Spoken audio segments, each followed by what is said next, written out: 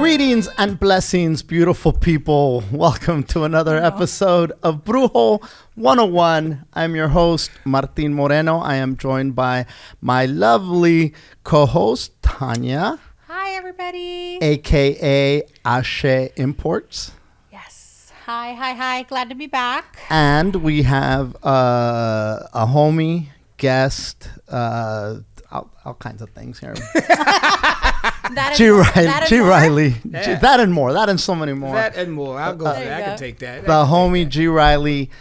G Reilly, welcome. This is our spiritual podcast, if you will, homie. Okay. It's not a religion or anything. It's just spirituality. Okay. And we talk all things spiritual. Okay. And I want to get to that, but before we do that, you just got back from Costa Rica. I did. And you were sharing some stuff with us beforehand. Now, who do you credit for protecting you through all that craziness? My mother. No, I'm just kidding. No. Because holy shit, that sounds like you had crazy. divine intervention to get you out of that. I did. So I went to Costa Rica to go purchase crystals and stuff. And I ended up having to be rescued by the Red Cross because the car that... So I get to Costa Rica at 6 o'clock at night.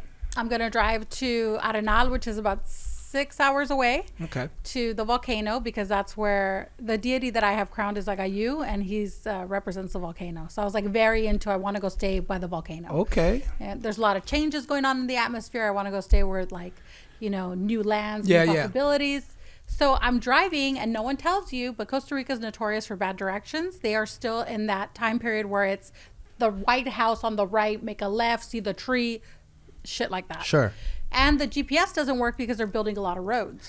The pueblo that my mom's from, not to cut you off, but whenever they would write, the town that she was from in Mexico was so small that the address was always domicilio conocido. Known address. They would know it by the name. They don't know it correct. It didn't have numbers or streets. It's just known address. I get to the car rental place and the guy's Mexican, right? So right away he's like, he thinks I'm Cuban because of the way I'm talking. And he's like, are you Cuban? No, I'm Mexican. And he's like, oh, I am too. You know, I'm going to tell you something. They're horrible here at directions. The first thing he tells me, he's like, you're going to drive there tonight? But I've driven in a lot of countries. So I was like, yeah, I'm going to drive tonight. What a flex that was, right? But I've driven in a lot of countries, so NBD. On the wrong side of the road, too. Yeah, I know my way around. Yeah. That was such a subtle flex. I've hitchhiked in Cuba. Okay, so, and I tell my mom, I'm like, Mom, what do you think? Mm-hmm. And, you know, she's like, you'll be fine. I'm like, okay, give me a GPS, I tell him. When he's giving me the GPS, he's like, this isn't going to work. I'm telling you now. Download this app. This app I've never heard of, which is like a bootleg version of Waze. So I'm like, okay, we go eat still because we're very confident. So then I'm on the road like at 8 o'clock at night and I'm driving. Sounds like us. Yes. What? I go eat. I'm like fucking stopping at the gas station to buy myself something to drink. I'm like, okay, let's go. So we start going. 2 hours into it, when it got pitch black and there was no lights, I said, fuck, we're in trouble. So I'm driving and the GPS keeps having me. So to get to where I was going, you had to go up a lot of mountains and down a lot of mountains because we're going to the top of the volcano. And this is all like wilderness, wild this forest. Is fucking crazy. Yes. Like you cannot see because it's like where Tarzan lives. And his cousin and everybody. Right. So I get to this town and it keeps taking me in a circle. So I'm looking at the stupid bootleg Waze and it says for me to go through like, it's orange. I will never forget. Instead of blue, the road is orange. And I tell my mom, what do you think that means? And she's like, I don't know. Maybe it's not paved, right? Like, but it's okay. I've driven off a paved road. I was in a Yaris. A Nissan Yaris. A Nissan Yaris. Yes. I want to tell you, I was in and I told the guy, should I switch to a And you were singing that song, yada, yada, yada, yada. And I told the guy, should I get like an off-road vehicle? You don't need it. I was like, okay. Thank you for divine intervention. I told him I want full coverage insurance. Mm-hmm. He's like, do you want basic? I said, no, give me the full thing. He's like, okay. The guy, there's a white guy next to me and he's like, don't get full coverage. You don't need it. And I was like, I'm good, dude. So we get the full coverage. I'm like, you do you. I'm going to do me. So we leave. I'm driving and sure enough, it's an unpaved road. But now I'm in the thick of the jungle. Like it's an unpaved road and the trees are so tall, I can't see. Okay. My mom decides she has to pee. Of course. Of course. Oh, I want to tell you guys, I had no water. All my luggage is in the trunk, and my phone's about to die, and there was no connection in the car for my phone. I had like 40% on my phone. So I'm like, if you pee, you're going to have to pee on the side of the road, girl, because there's no... She's like, oh my God. So we're like, okay, I'm going to pull over. I'm going to look for something. Now, this is the thick of the night. I look, this is 10 o'clock at night, but 10 o'clock in the forest is like fucking midnight, 3 in the morning, right? yeah. Like, so now I'm starting to hear things like monkey. There's yes, like there's no, not birds, like fucking howler monkeys. They're gonna come eat my face. So I'm like, oh my God. So yes, I'm driving. The car stops. Oh, I can't go forward. So I reverse to go back. So it still reverses, right? And my mom's like, wait, there's an embankment. You're gonna go off the embankment. Bullshit, you not. You have to see my mom. We'll tell you the story better. And I'm like, fuck. So she gets out of the car and I'm like, get back. And it's just you and your mother. Yes. My very young 66-year-old mother. Mm-hmm. Thank goodness that she's so spry because yeah. I would imagine a frail mother. I would have probably killed her. So I told her, get out of the... Throw it to the monkeys. I was like, girl, you going to stay here because I got to go. I was like, get back in the car. Uh-huh. Get back in the car. She peed out there in the wild? She's like, she peed in the wild. Okay. While she's peeing, all I can think is I saw a snake. And I was like, fuck. So I'm like, hurry up and get back in the car. So she's like taking her time, washing her hands with the bottled water we have, in the car. I'm like, fuck. So she gets in the car and I'm like, let's try to go forward to go back. We do that twice. Car turns off. No lights, no phone, little thing, right? Nothing. GPS. I'm like, fuck. So I call 911. 911 in Costa Rica is 911. I'm like, hello. I'm talking to the guy, in Spanish. I'm stuck. He's like, he asked me, are you from Switzerland? Wow. And I'm like, no. And he's like, okay.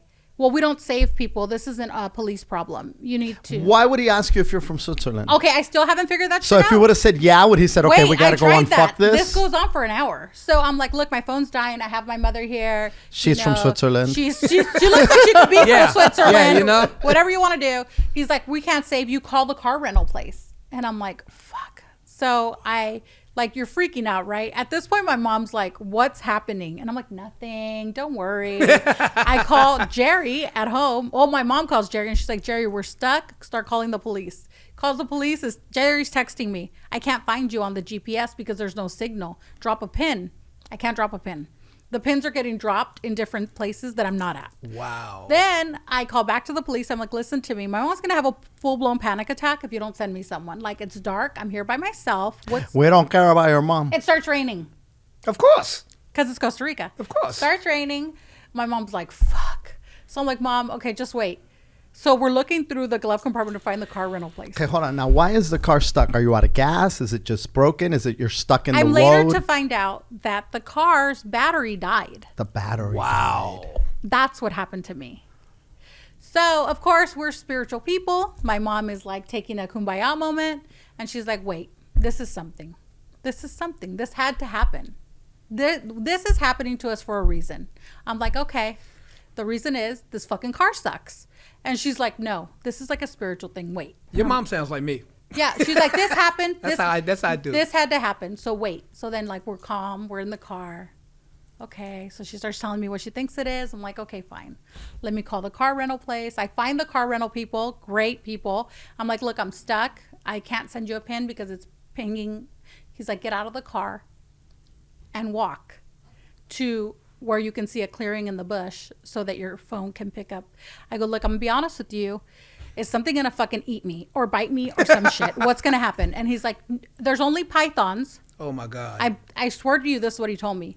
And if a python bites you, push into the bite because they're like pet bulls and it'll open the jaw and you're not gonna die. You're not gonna die. Wow. And I'm like, okay. But if it chokes you, you're if fucked. right? Like Yeah, if we get that far. yeah. So I'm like, fuck. By the way, I have to pee by now, but I won't pee because I'm scared. So I get out of the car. I walk a little. God. I'm able to ping him. Mm-hmm. And he's like, I'll be there, but you're so close to where you were going. He's like, it's going to take me 2 hours. I'm like, fuck, fine. So Jerry's calling, and he's like, they're saying they're going to call the Red Cross.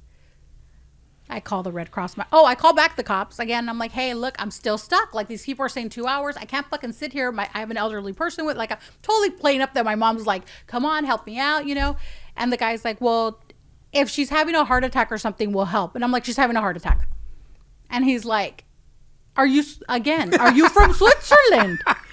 And I'm like, why the fuck is he? And my mom's like, why is he asking you this? I still have no clue why. So my mom's like, just say yes. And I'm like, yes, I'm Swiss. Yes. And my mom's like very light with green eyes. So I'm like, fuck it. If they come, I'll just be like, I'm a half breed. She's cool, whatever. Right. So that happens. He hangs up on me. So then my mom in her wiki wisdom is like, nope, these are obstacles that you're breaking. These are obstacles in your life that you're breaking so that you can get to the point that you need to get to achieve what you want. This is literally you breaking obstacles. So get out of the car. Don't be scared. Get out of the car and talk to Olofi and talk to the we believe that there's like spirits in the forest, and talk to them and tell them to help. Olofi chills in the forest. Olofi's God.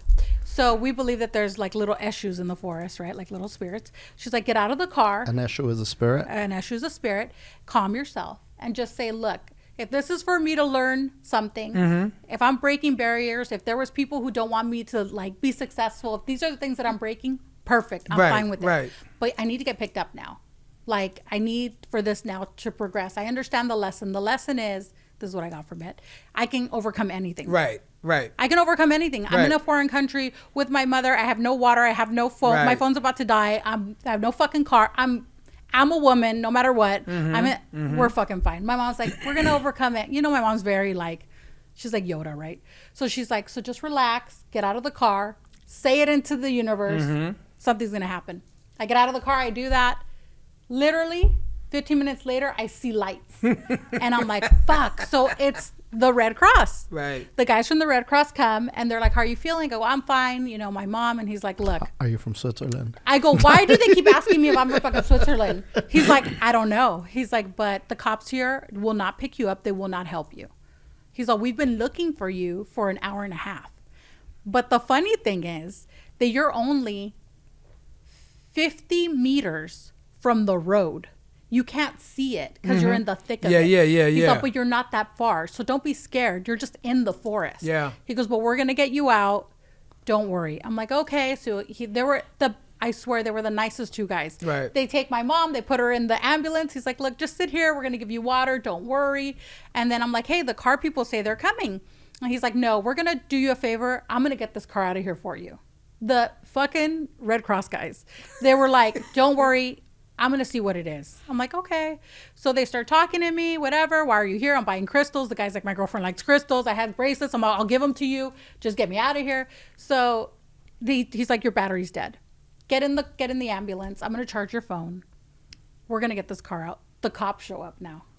The cop shows up and I'm like, why do you keep asking me if I'm from fucking Switzerland? And he's like, it wasn't me. I've been looking for you. And I'm like, okay, well, he's like, oh, we can't touch the car because the car's insured and we can't take the liability. So the white guy was right. So the white guy was wrong. The white guy was wrong. So he's like, he told you not to get full coverage. Like, Thank God I did because I think I broke the car because they actually had to bring me a new one. So they push the car out for me. They start the car. They drive me to the Red Cross. They drive me to the Red Cross. We're there for like 15 minutes and I call the car place and they're like, look, what do you want to do? I go, it's late. It's like 2 a.m. The Red Cross guys were so cool. They were like, look, I have a house. You could stay here. You and your mom. Don't worry about it. My mom lives with me. I was like, no, I have a hotel. How far am I? They're like an hour. The people from the car rental are like, what do you want to do? I go, no, you're going to send me a chauffeur because your GPS got me lost. So now you're going to send somebody to drive me. And they're Did they? Yep. Nice. So they sent somebody to drive me. The road was so slippery that the guy from Costa Rica took 2 hours and 45 minutes to get me to my hotel. Wow. When I get to my hotel, it's at the top. It's beautiful. It's called Linda Vista. If you go to Costa Rica, stay there. Beautiful view. At the top of the Arenal, which is the volcano. So I literally was at the very top of the volcano. When I get there, the doors are closed. To the hotel. To the hotel. Oh my God. So I'm like, so at this point I've had it, right? I'm honking. A guy comes out. He's like, oh, we were waiting for you. No shit. I just got rescued. So he's like, no power. It happens. It happens here. The doors are automatic. Wow. They closed. But don't worry. Here's a lantern. Walk through that forest. Back to the forest. Walk through that forest to get to because I rented like a cabana. well, like like its own bungalow. Mm-hmm. Yeah. So I'm like, okay. So he walked. So my mom at this point is like, whatever. So we get to the place. We can't even see the room. The guy who drove me, I was like, dude, you can't even get a bus from here. Like, he's like, can I sleep in the car? I'm like, you can sleep in my couch. Like, I don't care. He's not going to do anything, right? Like, he's not. Like, I can totally take him. I've assessed the situation. So he's like, no, I'll sleep in the car. I'm like, okay. So the next day I wake up I got there like at 3 something. I woke up at 5 to get the keys to the car. I wake up. I go outside. Beautiful view of the volcano. And I'm like, okay, I got you. I get it. I get it. I'm stronger than I think I am. I get it. Yeah.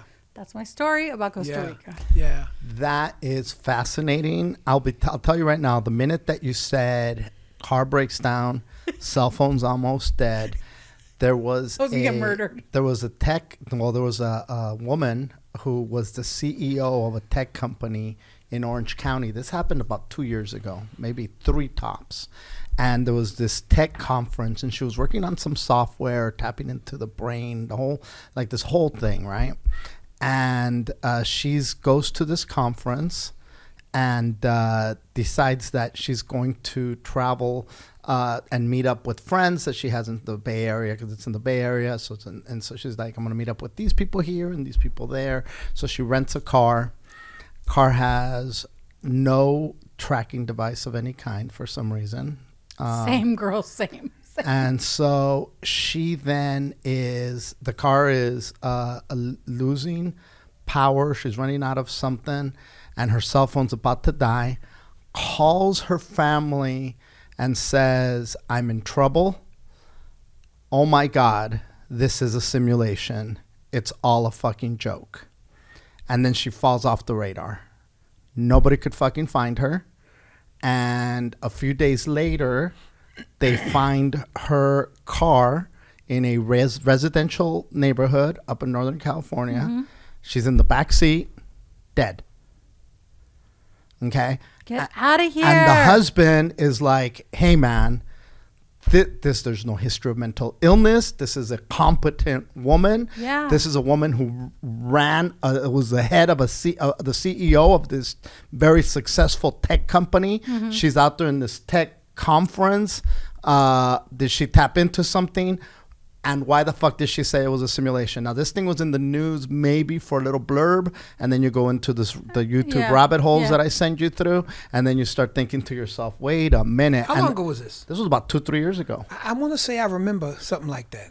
You know? I don't remember that. Yeah, it was so as soon as you're telling me that, I'm like, I've heard this story with a completely Different horrible ending, Yeah. And so, which is like, it's so like fortunate, like it's so easy for shit to go wrong. Yeah, so totally. easy for shit to go And wrong, I especially for 2 women in a foreign country. And I Like, charge how my are you not a phone. sex slave right now? I always Hey, but no, You should be lost some weight. No, but you should be sucking dick in Egypt. about- What the hell's wrong with you? pesos. No, but think about how poor mother. boring. Think about how boring that story would have been had it not happened. Well, I want to tell you that Jerry, my husband, was so fucking pissed off. He would, because I leave so often, like I leave so often places that I've gotten into the habit where I'm like, I'll call you when I get there, Jerry. Yeah. You know, like I'll just text you when I get there. I didn't leave my itinerary. Oh yeah, see, I didn't leave shit. So he was like, I don't know where I know you're in fucking Costa Rica. Yeah. I don't know where you are. Like, he was pissed. And I'm like, dude, not right now. I'm stuck in the forest, guy, and my phone's gonna die. I always pack an extra battery for my phone. Didn't pack it. I always charge my phone on the plane. didn't charge it. Didn't charge it. I got moved up to like executive, like on the flight. The phone thing was not working. So I had my mom charge her phone. Right. But God bless Eugenia. She's always playing Candy Crush. So that shit was like, Wow. right? That's awesome. Wow. But now I feel like, and I didn't tell you the story, and we talked after. I haven't told anybody this story. Actually, you guys are like the first ones to hear it, and now everybody else. But I really feel like I broke so many obstacles. Yeah. Because when I came back, when I was there, I had like this, it sounds totally cheesy, but I had like this awakening moment. An epiphany, if you I will. really did. Because I was like, if something would have happened to me, what would I regret? What would I regret? That's the first thing I thought. Yeah. What am I going to regret not giving time to? Yeah. So I came back and I changed, like, even to the scope, what I was just telling you, even about my like 9 to 5 job. I was like, no, I'm not happy. Yeah. I'm Yeah. gonna do. Yeah. I'm gonna do what makes me happy. Yeah. So although I try to live in abundance and happiness, right, that vibration, it's hard, right? Because it's the world, But the first thing I thought was, what would I regret? Not buying Dogecoin. I mean, I would regret that. I would definitely regret that. But yeah, it's totally what. And while I was there, I was like, I'm gonna do. And I started telling my mom, I'm gonna do this and I'm gonna do this. She's all, see, everything's a lesson. Yeah, I mean, you know what? That's how I live. This dude. That's how I live. This There you go. dude, I don't know how many. So when I first started doing comedy, G Reilly was one of the first people I met, and sometimes a lot of times we'd be out really late in a far place, and we'd have to drive back, and all of a sudden there'd be a road closure, and there's only one lane, and all of a sudden what was supposed to be a 45-minute to an hour trip turns into a 2-hour, 2.5-hour trip. Oh, there you go. And I would be like, what the fuck? And then he would always say, I'm going to let you say But it. things happen so that things can happen. You will get along so well with Things my happen. mom. I live by that. My mom's like, how can you not think so? I'm a santera. My orisha is Agayu. It's represented by the volcano. What do volcanoes do? They make new land, right? They make new roads. Right, they make right, new land. They right. make new ways. And my mom's like, I don't know why you ever doubt yourself. Like the orisha that look, I got the chills. The orisha that you're crowned makes a path where there's no path. Yeah, exactly. She goes, so you can't see how all of this is a circle? That's right. Mm-hmm. You came to Costa Rica. I literally decided on a whim, I'm going to go to Costa Rica. Yeah. I've been to different places. I've never gotten lost like that. And I've been to Cuba has no internet. I have no cell phone. Right. Like They have no food. it's really sad. Yeah. I've been in the thick of it, and nothing has ever, I've never gotten lost. I've hitchhiked in Cuba. Yeah, all the time, right? It's called botella. I'm like, take me to this corner and take me to here, take me to there. Nothing's ever happened. Right. Spain, wherever. I've been to Costa Rica. Like, Right. how did this happen to me this time? So now I realize that this had to happen so That's things right. could happen. Exactly. Or like we'll be driving and it's like, what the and now it helps me look at that. Like I'll be like, all of a sudden I'll find myself, and for no reason, instead of leaving at a certain time, I'm leaving a little later, right? And it's like, okay, and then I'll get on the road, and a few miles into the drive, I'll see this massive accident, and I'm like, oh, fuck me. Had I left at the time I planned on leaving, I would have been stuck Been in right that there. It's shit. like Or the possibility Yeah, of that yeah. would have been greater. Not that it would have happened, but the possibility. It's like, oh, this shit happened right, about yeah, when I would have been yeah. driving through here. Well, it's the universe, right? It's the Yeah. universe moving you. My parents are separated. They still date. But my parents... other? Only each other. Okay. So, my parents were married for close to 40 years. Probably. I mean, a good run. my mom got married like really, really, really young, like 15, 16. Right? Yay, Mexico. So,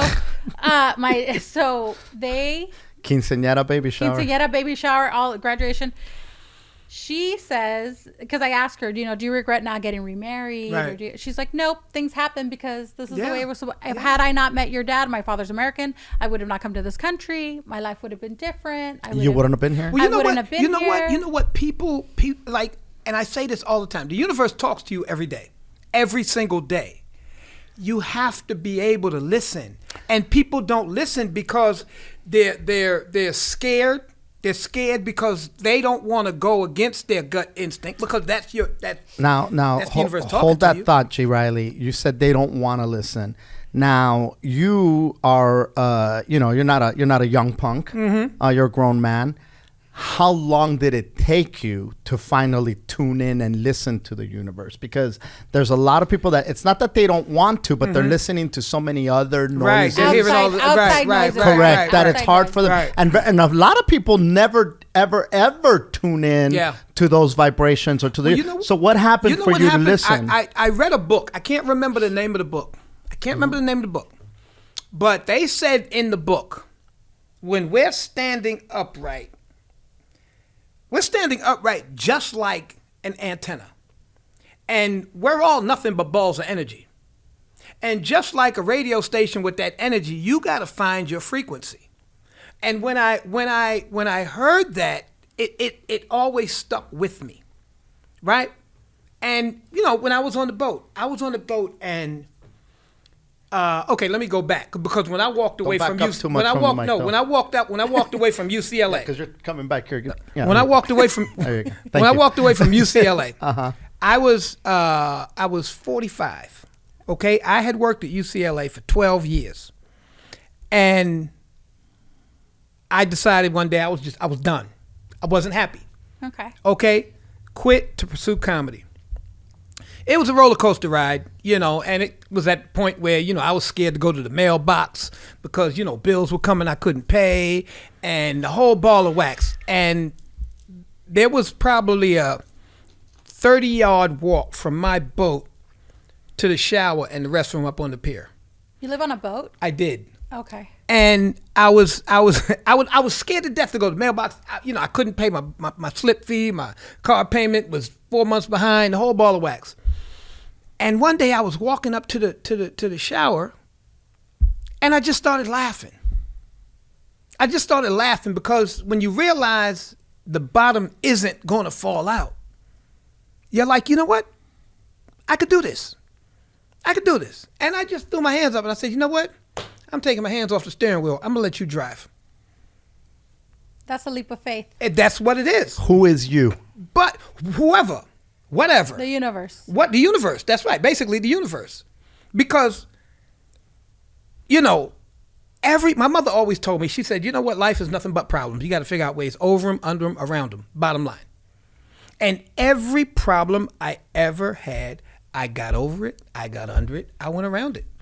Don't know how, but I did it. So it's not going to stop now. And I just stopped worrying. I stopped worrying. When I was living on the boat, it was a small boat. It was a 27-foot sailboat. But I'm born and raised in Harlem in the 60s. Okay. Right? So when I was on my boat and I was at my absolute lowest, I said to myself, you know what? If this was a movie and somebody in Kansas was watching it, they would want my life. When you realize that your absolute worst day is somebody's best day, you got to start knowing what you have. That's like super powerful. I saw something that said the problems that you complain about somebody prayed for. Exactly. And it's so true. I'm stuck in Costa Rica, but I'm in Costa Rica, and my mother's healthy, and we're going to laugh about this later, and it's going to be okay. Yeah. Well, you know what I did? And I did this recently. I was driving home, and I'm going up Vista Del Mar, which is the coast. Beautiful. Absolutely gorgeous. And I was thinking about my girl and problems and this and that. And I slapped myself. I slapped myself. I said, motherfucker, you are looking for problems. I got no problems. I got no worries. I got no worries. And I slapped him. What the fuck are you? You're looking for problems. And that's so insightful because there's people that they think they want shit to go good, but the minute that shit goes good, they try to find something to complain about. What, We're programmed for that. No, for it's some human reason. nature. I'm going to tell you why. It's human nature because you know what? When I was at my lowest, right, and you were there, I came out of it, and everything started getting good, right? Started getting great. And every morning I would get up, I go down to Starbucks, have my coffee, walk down to the pier, stand there and watch the water. And when things started going good, I went down to the pier. I was standing on the pier and I was looking out and I'm like, it's fucking gorgeous out here, right? And I said, this feels good. I don't have a worry in the world. I said that to myself probably for about a week. And it's just like on when you watch those cop shows on TV and they're trying to find somebody and they have the facial recognition thing and this face is here and the faces just keep flipping like that there. Mm-hmm. That's what happens to you. That's what happens. When everything starts going good and you acknowledge everything is good, that Rolodex starts going, okay, I need a problem. Something, because you're not accustomed to it. You've always had problems. So when it gets good, you're like, okay, first I'm like, okay, I got no problems. I was worried. I got no problems. Now I'm starting to worry about the fact that I got no problems. When's the shoe going to drop? Exactly. And your mind just starts racing, looking for problems, and you have to reel yourself in. Like, you know what? I bust my ass to get here. Enjoy it. Stop looking for shit. Because that's what you start doing. When I quit smoking cigarettes, right, when I was over in Desert Storm, right? My girl, she broke up with me while I was over there. And the first thing I said was, I am not going to let that bitch make me start smoking again. Because people look for reasons. You know, oh my God, my girl left me. I need a cigarette. Oh my God, my car got hit. I need a cigarette. They look for reasons to fall back.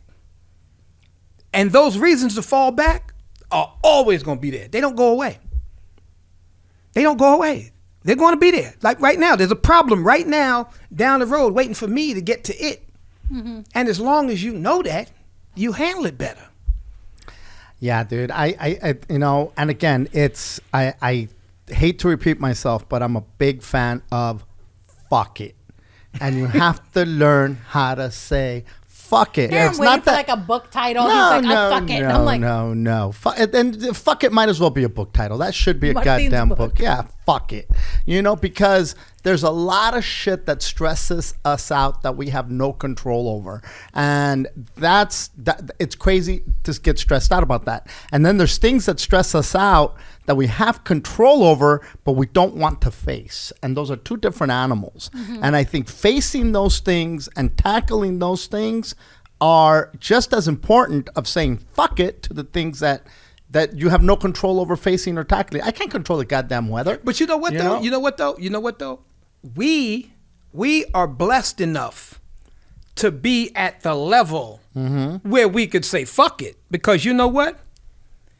If you got $100 million, you know what I'm saying? Like, everybody has their own bottom. Sure. Mm-hmm. Right? My bottom is right there. It's right there. But if you got $100 million, $200 million, that's a long fall. They got a whole different bottom. Like, you take a guy with $200 million and let him find out he got $20 million left, he's going to kill his fucking self. Yeah, because the fall is so long. That's right. There's so many things in the middle. So we're lucky. We're blessed in a way that you know, we can say fuck it because we don't have far to fall.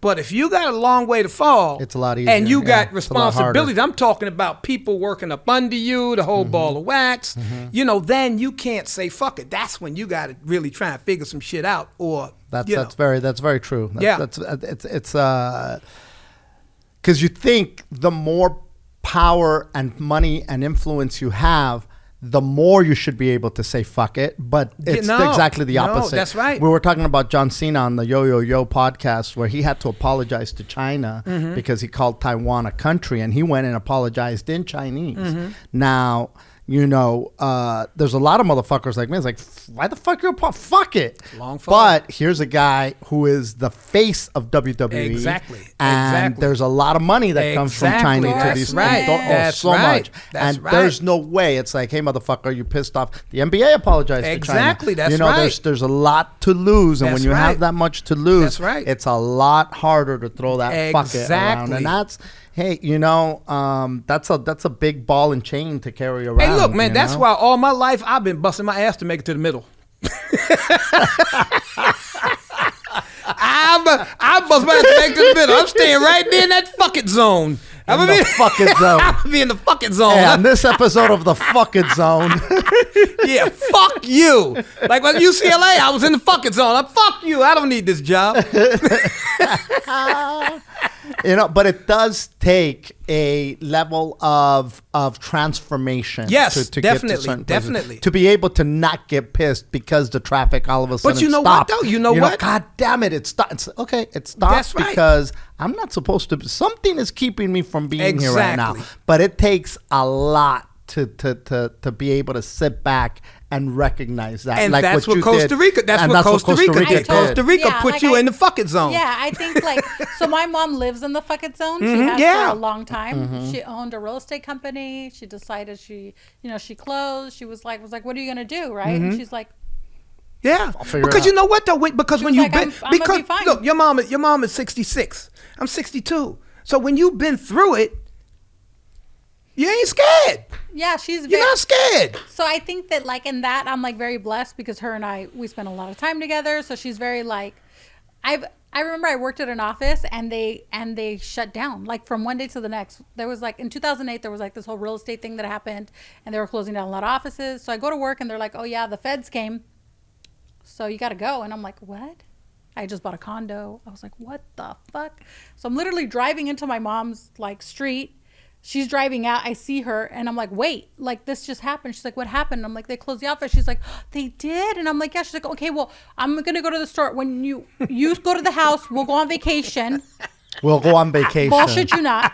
We'll go on vacation, regroup, come back. And I'm like, Mom, are you fucking crazy? I just bought the condo. Like, how would it? And she's like, relax. I love your mom. My mom is like, I love Yoda. your mom. She's like, relax. And we always tell that story because things will happen. She's like, remember when I told you to take a vacation? That's right. I'm like, what the That's fuck? right. That's right. That's right. But it's again, energy, it takes right? a It's level. energy. Yeah. It takes a level of being through the muck Exactly, to get there. exactly. You know. I also think that people think that the fuck it attitude means that you're not going to put effort. That's not Yeah, it. no. I think you have to put effort. Like you no. have to like. And thank you for clarifying Yes, that because yes, it is It's not a easy fuck to it attitude. misinterpret. Like, there's Yeah. people who are like, well, I guess it's not for me. Well, no, bitch, you didn't get up and do anything. Yeah. You have to work. Like you consistently are working. You're working. Everybody's working to get to that happy middle, Yeah, right? right. So the fuck it part of it is if it didn't happen for me, it didn't happen. I'm not for going to me. wallow in And, that. and, in that and in the I'm mud. not happen for scared. me. And I'm not scared. Yeah, like we Yeah. had okay way, right? And he was saying,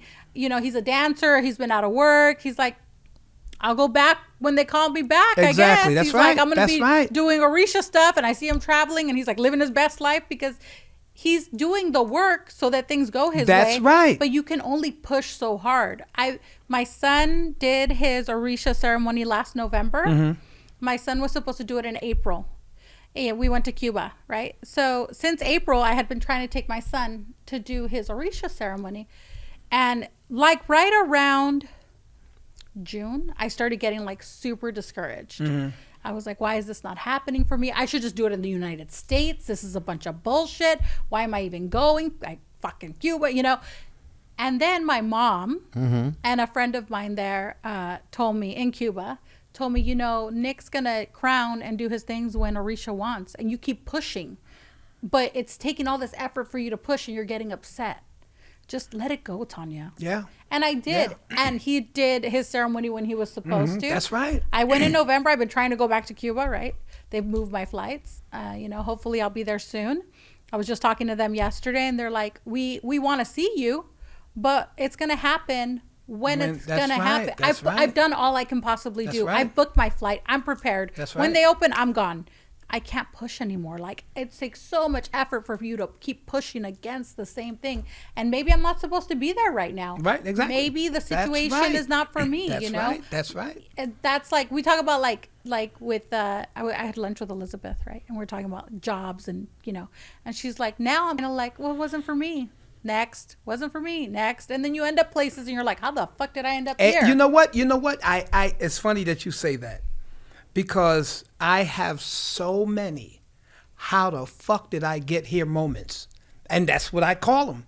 And it's because, like they say, you are where you are because of the decisions that you've made.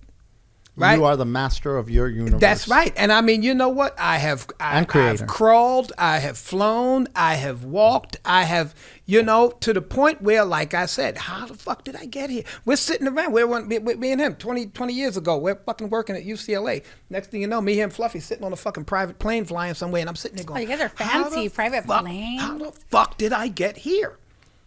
You have so many of those moments after you've gone through the fires and the coals because like I said, when I was broke, I was going to the 99-cent store. I was getting rice and ravioli, putting it together so it would stick. But I'm sitting there going, how the fuck did I get here? And I was on another podcast and my mom came in the middle. Did I tell you she came in when I was on Paranormal? She walked in. She didn't know I was recording a Zoom on a podcast, So she comes in randomly and she's like, I want to ask you something, but I'm recording, right? Uh-huh. She's like, I'm like, Mom, she won't even let me get a word out. And she's like, do you create your destiny or is it set in stone? There was 2 people co-hosting that podcast. I go, Mom, I'm on a podcast. She thought it was you. And she's like, looking, it wasn't you. She's like, oh, I'm sorry. And she's like, but let me ask you that. Are you creating it? Or is this something that was already set? So if you believe it was already set, there's no changing it. Mm-hmm. But if you're creating it, where is it going to go next? And how did you answer? I think I create it. I think that it's a little bit of both. I think that there's things you're destined for, but you have to create. You have to take the steps to get You there. have to take the steps. No, that's to what I was get about there. to say. This is what I believe. I believe if you take one step towards it, it takes one step towards you. I totally believe, and I also believe. Yeah. A long time ago, I did a loan for Suge Knight's bodyguard, right? And then I did a loan for a lady who worked at death row named Tammy.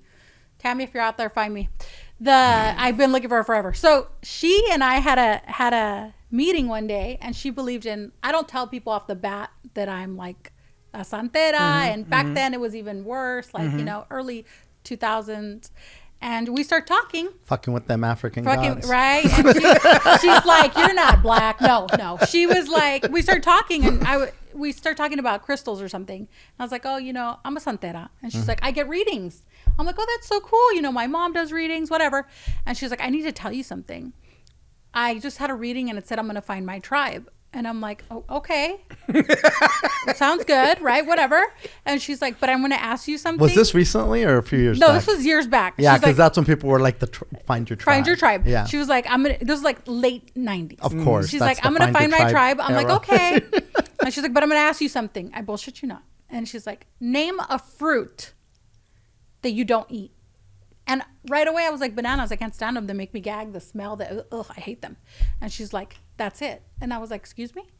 And she's like, the lady who I sat with told me that I was going to find my tribe, and we were all going to have an aversion to this fruit because we all worked on a plantation in another life. And she starts telling me this whole story. I bullshit you not, right? And at the Tanya? time, I want to tell you. Honestly, it sounds like coded lesbian talk. I'm going to find my tribe. You don't eat bananas either? I tell you, I'm totally flattered. She's very good looking. But, I mean, Me neither. What are the chances? I was like 20 pounds less. Maybe. I was living my best life. But no, but she started telling me these things, right? So you have to take from everything what? Right, Sure. exactly. The one thing that she did instill in me, and I kind of was like, oh, that's interesting, right? She was like, this lady who had read her had told her, eventually you're going to end up where you need to be. She managed Tupac's estate. Oh, wow. And she took care of all the Tupac everything, right? Okay. She left to make crystals and Wow. candles and to find her happiness. There you go. No, that's it. So maybe the delivery was off, right? What she was trying to tell me. Right, but right, the right. message was so clear at the time. Yeah. You're going to find. Because what- you're doing crystals. You're doing all this who's stuff. gonna Yeah. say that? Like, that's so. Yeah. Yeah. And then, in Santeros aren't into crystals. Right. They're not. They're very like racehorses. You have to do it this way. Traditional right, Santeria. right. You're not doing it this way. You're not right. So it's very like, I think you find like me sitting here is not a coincidence. Like I had to meet Martin. Not necessarily for this podcast, but for my life. Right. Yeah. Does that make Yeah, sense? yeah. I had yeah. to meet Chiki. Yeah. We had to meet. Right. All these things had to happen Right. because there's something Exactly. that the universe is putting together for That's me. right. There's something it's putting together for you. And we're moving, and we're like moving. And you ever see those the way that a clock works and it goes in and out and in and out? That's what's going on with us. Yeah. But you have to be able to understand that because although all of this is working and it had to happen, there's also some troubling shit out there that has to happen as well. You know what I'm saying? You got to go through the mud to get to the People, beach. Diamond. who I think people who see you, like you say, oh, we were on a plane, we did all this cool stuff. You're going on tour, you have things going, right? It's all abundant. My life, I'm blessed. It's abundant. You don't know. Oh, you don't know that You I was don't know- hiding my truck Yeah, from the repo man that's for right. years. That's right. You don't know That's that right. I went to Cuba and people have stolen money from me. Right, that's right, And people have exactly. abused my kindness. Exactly. And people have done all these things to me That's that right. would traumatize you enough That's not right. to believe in That's right. anything. But as opposed to me stopping believing in Orisha, I believe in it more. Because you made me go through all that. Yeah. So that I cannot be that person.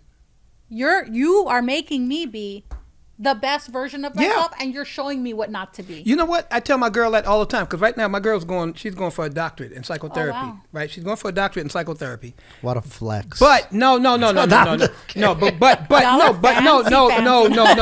fancy, not just fancy. The reason why she's doing that is because of the shit that she's been through. And she wants to know what makes people like that tick the whole ball of wax, right? And she's doing it under immense pressure with other shit that's going on in her life. And I tell her all the time, I say, you have to go through this.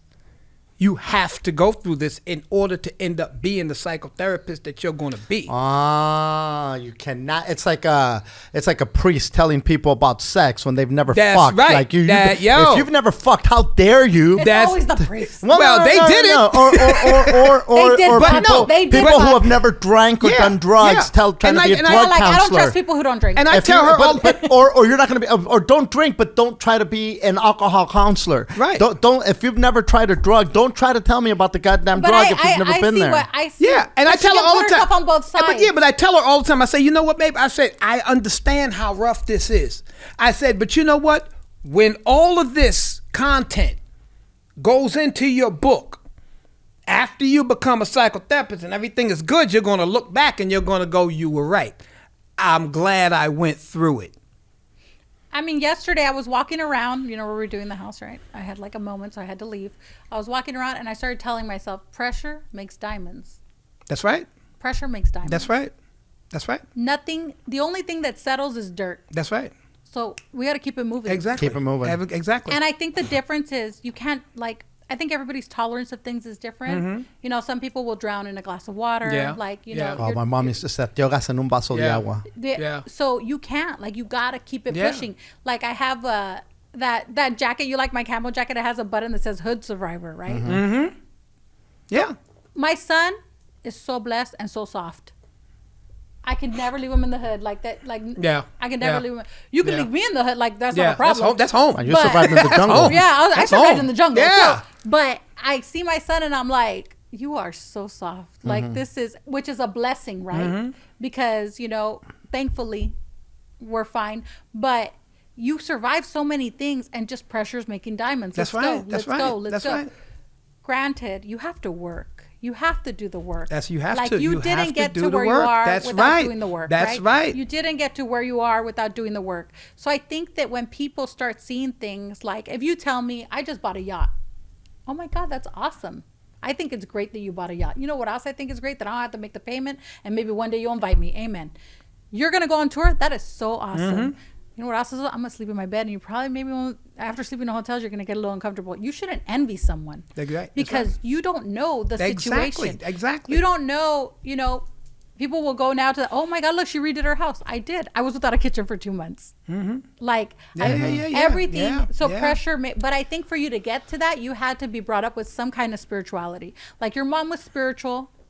Is spiritual. So somebody in your family had to be somewhat spiritual. My mother, well, I wouldn't say my mother was spiritual, but she planted some gems in me. My family, well, I just got back from Cleveland last week. I went and saw my brother. My brother lives there, and my sister, who lives in New York, she flew in, and it was the first time the three of us have been together in maybe since my dad died back in '95. My God, that's a long time. Yeah. Wow. But and my other sister, she couldn't make it. She's in Virginia. She's retired from the Navy. And we're all sitting around, and my sister was born in 1951. My brother was born in 58. I was born in 59, and we're talking Harlem. Before civil rights. We're talking Harlem. And you know what? I've been to jail once just for the weekend. But nobody has been addicted to drugs. Nobody's been to the penitentiary. Any of that. And we were right there, smack dab in the middle of everything. So the words that came out of my mother's mouth did something for all of us. It's so I say that a lot with me and my sisters because we were in the thick of it in Wilmington in the 80s and in the 90s and in the 70s, of course, as little kids. Right. But, the crack epidemic happened Right, exactly. in the 80s. And did I smoke crack? Of course I did. I tried it. I say, of course. Of sniff? course I did. Not everybody smokes crack. No, you experimented. Come on, white folks, you experimented. Yeah. He's like, experimented. of course I did. I'm like, no. And, no. But I'm not going to sit here and pretend that I'm like this,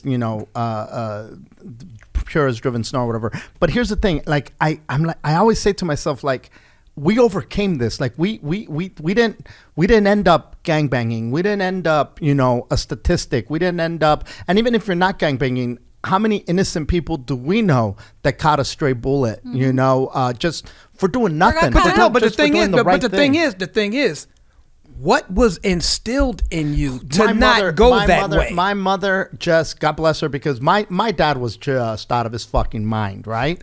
But my mom always instilled in us the for what it's worth, the golden rule or whatever, be nice, be this, be that. Nice. And I think that's, when somebody, and my mom was constantly praying and throwing out energy for us. Those prayers, as much as at the time I was like, what are you doing? Like, I'd even say, who's listening to you? You're crazy, lady. Put that thing away, it was really shitty. I was in a very, very asshole phase. I was going to say rebellious, but it was more asshole.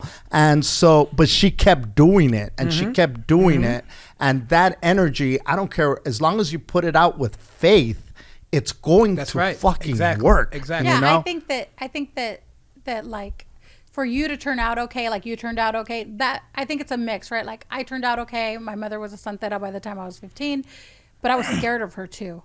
Like if she said something, I knew not to fuck around. Like I was gonna get my ass. Something was gonna happen. Yeah. Something was gonna happen because she played she pulled no punches. She played no games. So I didn't think of her as my friend until I was an adult. Right. Yeah. She was my mom. Yeah. Yeah. Like we were not friends. Yeah. She was very like, we're not friends. That's right. Now we're That's right. friends. Yeah. She's my best friend. Yeah. But now I do that to my son because he'll tell me, hey, my son's a really good kid, but he'll tell me, like what? And I'm like, I'm not your friend. Yeah. Don't get it twisted. That's what I told my son. I'm not your friend. I said, I'm here to prepare you to be a man when I'm dead and gone. That's my job. That's my job. That's you try to leave like a spiritual and a financial inheritance, right? And a set of skills and tools to deal and cope. Which is why when people, so I spanked my son at Disneyland when he was little, and I'll never forget. How did they not take him There away? was this American Who Anglo are you lady right next now? to me. Of course. And she said, how can you spank your son at Disneyland? And I turned and I said, I'm going to spank him now to avoid bailing him out of jail later. So either he learns now what is not okay in society. Right. That's right. I'm not going to post bail. That's right. We're not going to play. And I'll spank him here. That's right. I'll spank him in church. That's right. I'll spank him wherever. Because. So toxic. Right? And then I never go to church. So when was that going to happen? So then I was like, no. We're not going to do that. That's right. But people will message me and be like, oh, you did the ceremony to your son so young. And why did you do it? He doesn't have a choice. He doesn't have a choice.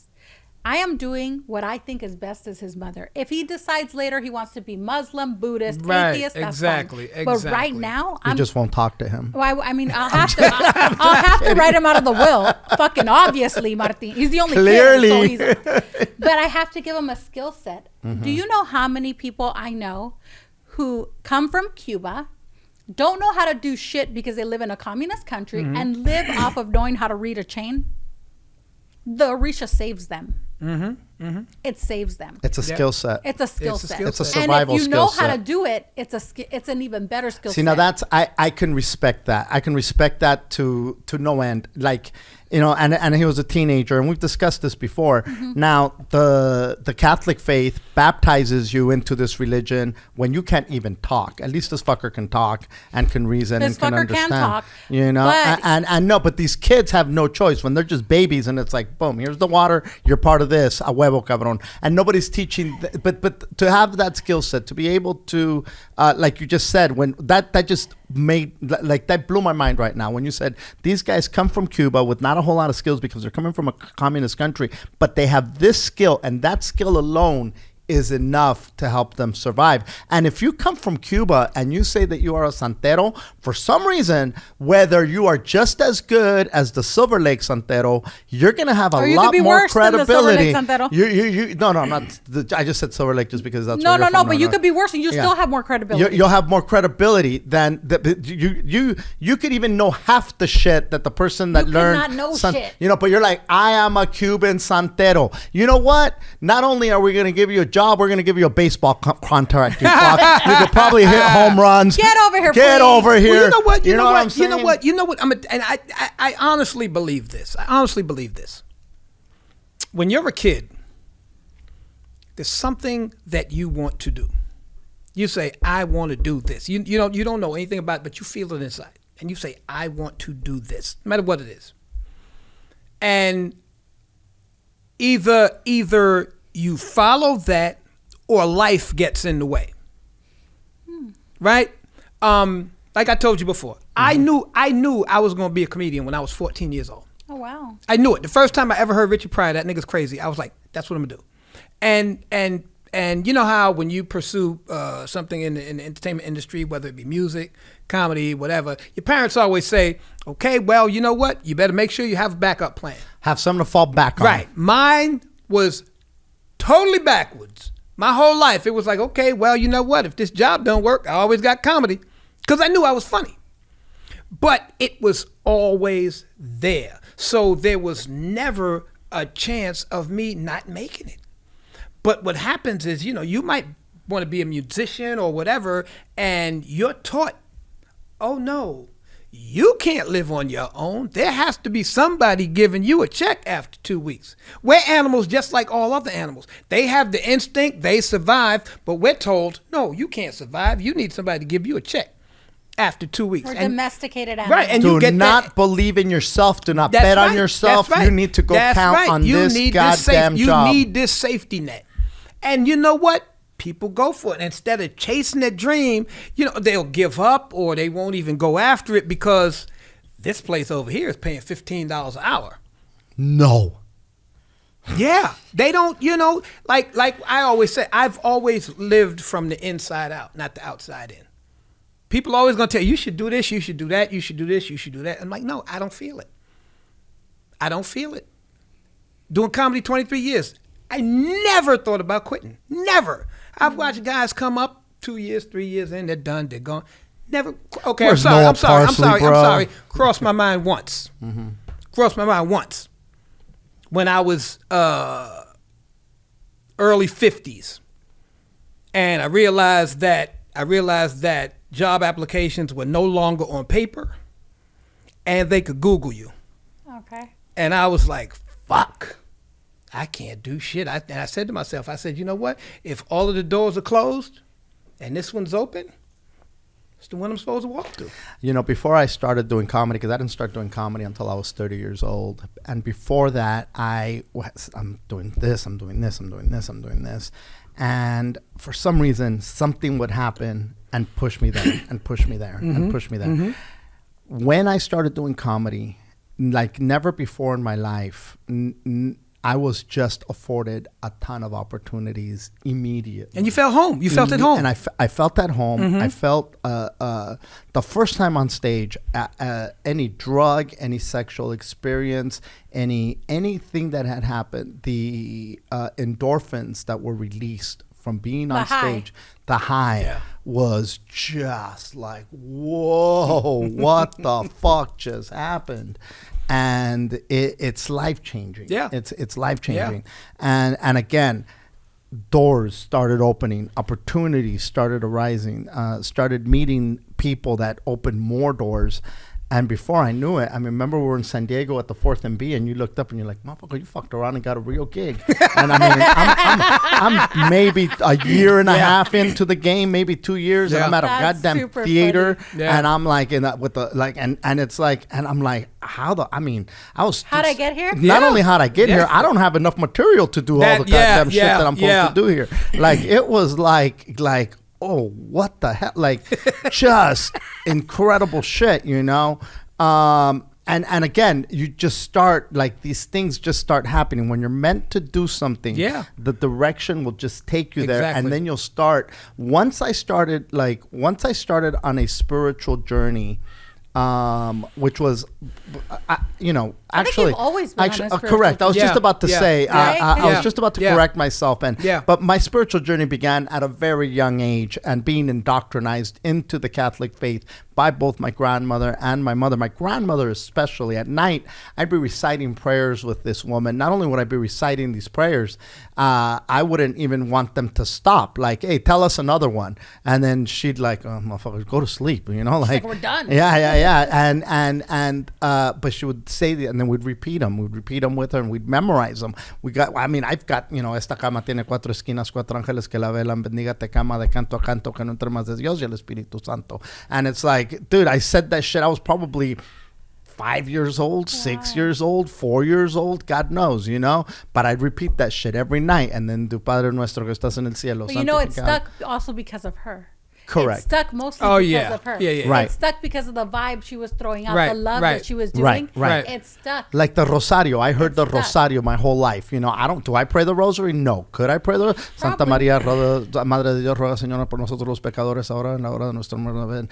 Dios te salve María, llena eres de gracia, el Señor es contigo, bendita eres entre todas las mujeres y bendito es el fruto de tu vientre, Jesús. Dios te Dude, and I'm sitting here, and it's not like I thought about it. That shit's just ingrained in my fucking dome, right? And so I've been on this spiritual journey for a very long time. Then I embraced, the evangelical, charismatic Christian church.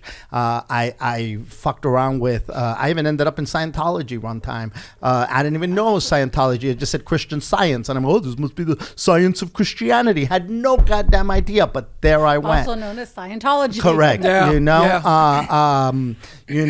I would read the Jehovah Witnesses publications, the Awake, the Watchtower, where you see this kid with an umbrella and all the fire coming from the sky, killing everybody, but this umbrella that's God is protecting me. All you other fucks, you're gonna die. I would. I don't think that's what that little thing says. Whatever the hell it might as well have said that. You know what? This is a scare tactic. The goddamn everybody's in heaven. Your aunt's up there, your uncle, the grandma. Everybody's petting the lions, the tigers. Everybody's just living together in this giant goddamn picnic in the sky, right? And I would see this stuff, right? I was just telling my sister the other day. I remember my father telling me at a stupid young age. I must have been 4 or 5 when this motherfucker said, this world, este mundo, the first one ended in water, with water. Se acabó con agua. Pero este mundo se va a acabar con lumbre, with fire. It's going to burn. Fuck. And that's what, and Dios said in the Bible, al 2000 no llega. Now, this is the 70s. I'm like, goddamn, we got 30 years and then the world's fucking over. This is what I thought in my goddamn head. That's why you made the most of it for the I did. I really did. To be honest, ham. To be honest, I really thought, why am I gonna? I was having this conversation with my sister just the other day. Like, she goes, I remember you telling me that, and I go, and she goes, but damn it, you took that shit to heart. And I go, I did. I'm like, why am I gonna go to school, get married, and have kids just so that I die? Right. I'm just gonna get on the fast lane and fucking party my ass off until the wheels fall off, or the year 2000, because it's all over anyway. And so I believed that. And it wasn't until later that I started looking at Greek mythology, Roman stuff, learning about the history of religions, reading the history, learning about Buddhism, going to a Buddhist service in a warehouse somewhere in Santa Monica just to go check out what it was all about. Let me go just experience this. Let me go experience that. Started messing with sage, started messing with crystals, started investing into the occult, what they call the occult, which is so forbidden. Don't go here. And when I started going into the places that they said don't go here, is when I started finding true spirituality and true growth. And when you told me to do something and go out there and feed the birds, right? And so when I did that, you have no idea how much I learned from doing that. Just the action of doing it and seeing the birds and the birds that were attracted to me afterwards. And then the other night, I'm chilling in the backyard smoking a joint with Chiki. A fucking owl showed up. A fucking owl showed up out of nowhere. People are scared of owls, right? People are scared of owls, and I mean, I'm not. But. And so I go on Google, and one of the first things that pops up on Google was when an owl shows up in your life, it's because your spiritual growth is on the right path, and you're growing, and there's spiritual wisdom. Well, then I look somewhere else and it says owls are a bad omen and death is coming somewhere. And I'm like, you know what I'm saying? And so I'm like, okay, so there's so many different ways to interpret different things. In my gut, I'm like, no, this bird showed up after I've been fucking with all these other birds. I'm dealing with all these other birds. I'm dealing with bluebirds. I'm dealing with crows. I'm dealing with freaking hawks. I'm dealing with freaking everything. Every bird is coming up, and then the owl showed up, and it just literally parked itself right there. And Chiki says, that's an owl. And of course I said, no, it isn't. No, it isn't. And then I'm like thinking to myself, well, wait a minute, birds are asleep right now. I go, that goddamn, it probably is a goddamn owl. Unless you're in fucking Costa Rica, every bird's asleep. Well, you know what? And then I looked up and I see the big giant eyes. Like, oh, fuck it is. It's a goddamn owl. And then did you tell Chiquis, you're right, Chiki? Of course. I was like, yeah, it's a no, he didn't. He right. was like, whatever. I did. I mean, I had to acknowledge that it's a goddamn owl at that point, right? But again, it's one of those things that when you start paying attention, how many times had that owl probably been there before? Maybe never. Maybe never. That's right. Or maybe I never noticed. But it doesn't matter. It was that night. Yeah. It was that night. And that night, and again, it just you just say, okay, whatever journey I'm on right now, it's the right journey for my spiritual growth. Right. It's I'm doing what I'm supposed to be doing. And you know what though? The thing is too, as long as you believe that, it's going to happen. It's going to happen. Like, you know, look. Like you said, you have to be able to read the signs. Okay? I grew up, I'm not religious by any stretch of the imagination. Okay? And, you know, you grow up and you hear about Catholicism, you hear about Christianity, you hear about Islam, right? And one day I sat back and I thought about, okay, when you think about Catholicism, the first thing that jumps into my head is the sexual predators. Okay? When I think about Christianity, you hear about it all the time, but when you watch what they're doing, you're like, how the fuck is that a good thing? You don't know where to go. You don't know what to believe in. And, you know, you can't see any of it. But there is one thing that you can see every fucking day. We need oxygen to live. The trees create the oxygen. Mm-hmm. It rains to give the trees life. Whatever making it rain, that's God. That's simple. You could see it. It's right there, clear as day. Doesn't have to have a face on it. Jesus or Buddha or Allah or who. It doesn't have to have a face. Not to mention the fact that why is it always a man? Amen. It's always a man. Well, women fuck things up, G. Yeah, they might fuck things up, but they you know what? They eat apples. They get lost in the wilderness. Look, everybody walking the face of the earth came out of a woman. Everybody walking the earth came out of a woman. Tupac has a song about it. Just saying. But yet, you know what? The man has said, "Oh no, I'm the all-powerful. I'm the." You know, you can't. You turn on. I turn on the news and I hear what.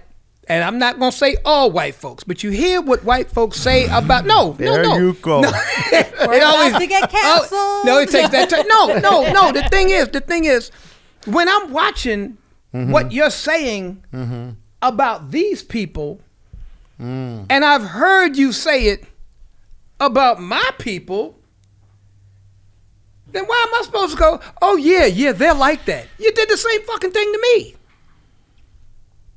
You did the same thing to me. So I'm not going to listen to what you're telling me about what's going on over there, what you're doing racist, over there. So it's okay. Who's racist? Oh, no. Nobody. I'm not. You know what? I think that color is so...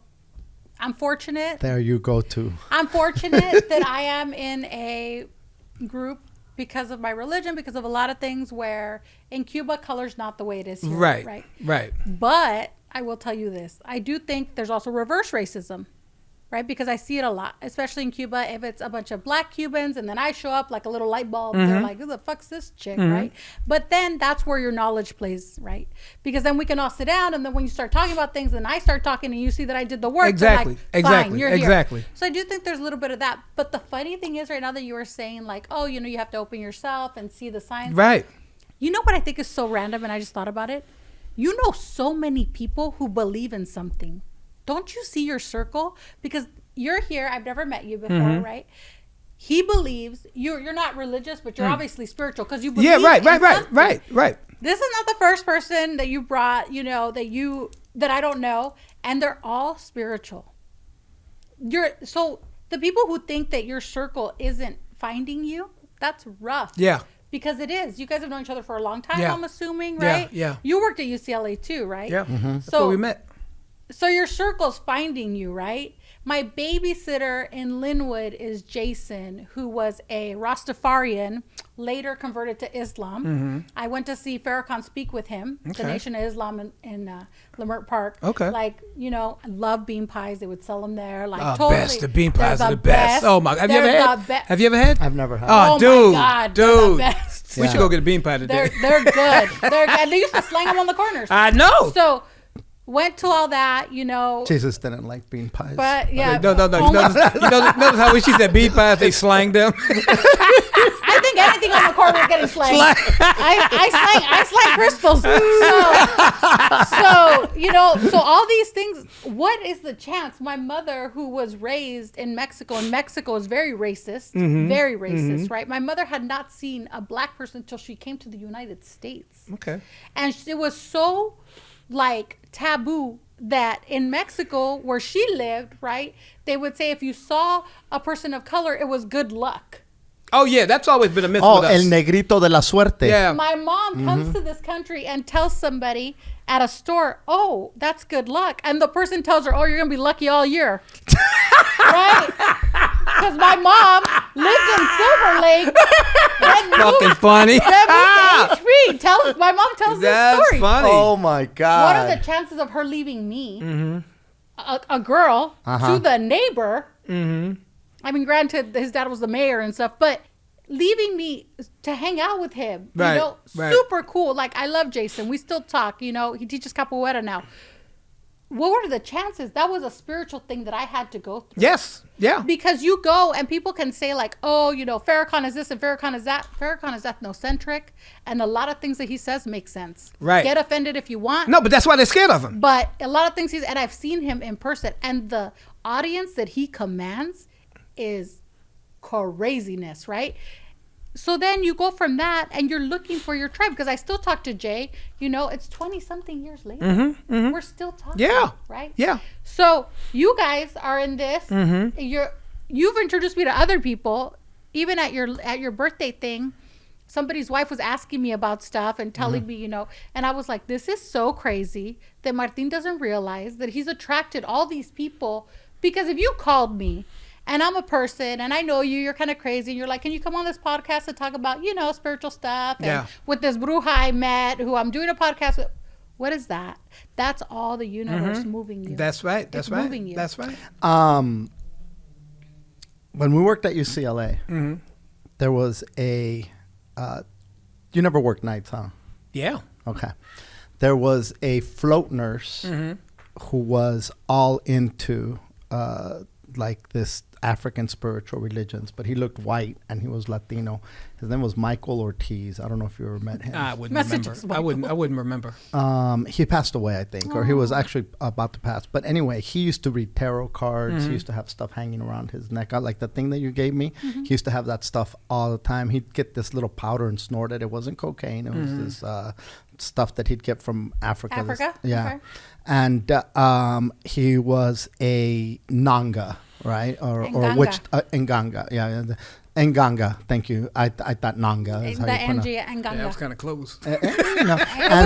And so the guy would take these trips with people to Africa to initiate them into these religions, and he'd have this African cousin named Agustin, spiritual cousin that they had met in the spirit realm. Okay. This guy was, constantly reading tarot cards, and I think I've talked about this guy before. But right now, I just remembered because he was there at UCLA when I was there, and like, why did I do that stint at UCLA? The people that are still impactful to me from that place are you and Michael. Michael, even though I didn't see him afterwards, a lot of the stuff that he said to me, a lot of the tarot readings that he did, a lot of the meditation that I would see him do during break time, especially the graveyard shift, people would go to sleep. This guy would go in the closet and meditate, for an hour. Yeah. He'd go in the Santa Monica Mountain. He had a dream hut in the Santa Monica Mountains where he would go into to just be at one with the wilderness or whatever. This guy was a super spiritual man. And again, he had that impact on me. Like when I was there, that was the reason why I was there, so that I could meet people like him, so that I could meet people like you. And you don't see that at the moment. You see it later, and you realize these are the people that are still in my life after all this time. Well, you know what hit me one day? I was with my son. I think it was like on the 4th of July. We were talking, and when I came out here from Harlem, I was running the streets doing dirt, a whole ball of wax. Slanging bean pies. Yeah, I was slanging. And like never in my youth did I ever say, you know what, I want to go to California, I want to go to LA, I got to get out. Never ever crossed my mind. Right? One night, I'm laying in bed thinking, it hit me like a ton of bricks. I didn't even know it. But because I was getting in trouble in the streets, my mother called my father, because my father had moved out here 2 years prior. Mm-hmm. And they said, we got to get him out of here. Never knew they had that conversation. So I remember talking to my mother before she died, and she said that her happiest day was the day I decided to come out here, right? And she said, I'm so glad that you agreed to go. And in my head, like number one, like I said, I never intended, never wanted to, never thought about it. But also, I never even knew I had an option to say no. You know what I'm saying? I just said, okay, yeah. Don't know where it came from. I'm leaving Harlem. Never been anywhere before in my life. Didn't know anything about this place. All I knew was that, sunshine beaches. But I didn't even know I had an option. But I said yes. Wow. And I came out here in 78, August of 78. Pretty much a year and a half before crack came and devastated my neighborhood. It devastated it. I mean, when I left to come out here, guys that I knew that were millionaires from selling drugs were crackheads when I went back. I mean, it came through like a tsunami. That's rough. And I think about how it's like I was just picked up and put over here. How easy would it have been for you? Like, if you would have stayed, I'd been fucked up. No question. No question. No question. Because when I left New York, I was already out there like smoking angel dust for the past year, just fucking wild. Man, I really haven't lived life. That's why I had. Dude, man, the first 6 months, to a year that I was out here, I was still high off of the dust I smoked in New York. But I knew something said, get out of here. Save yourself. And I was like 18 at the time. The funny thing is that you said you lived on a boat, right? Mm-hmm. So I'm going to tell you like something we believe. So you lived on water, right? So you lived on water. So during the time that you lived on water, we would believe that things were flowing but not stable for you. And now that you live on land, things are stable.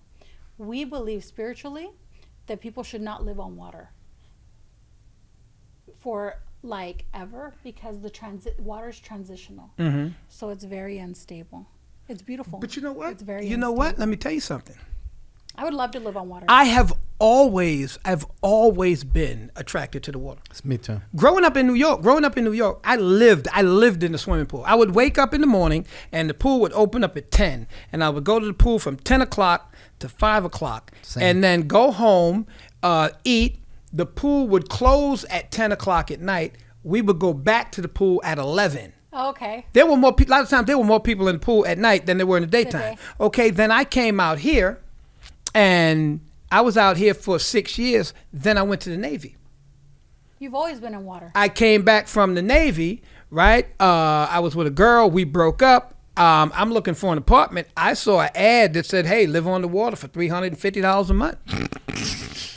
The dude was renting boats. I lived on that boat. I was on that boat for 17 years. Okay, now I live within walking distance to the beach. And every single day I go down there and I stand there and I watch the sun go down and I look at the ocean and I say, how the fuck did I get here? There's your similarity too. Yeah. You see your guys' string is your similarity. When you me and Chiki go, we started the year with the sunset. We don't see the sunset every day. Yeah. Like he does almost but every your day. distance to water. Yeah. And I remember Chiki's told me a while ago, she was like, one thing I wanted to do was move back to Santa Monica. And I didn't know how it was going to happen. And it happened. So your distance, see how you guys are connected, how you find, I got the chills, how you find your tribe, right?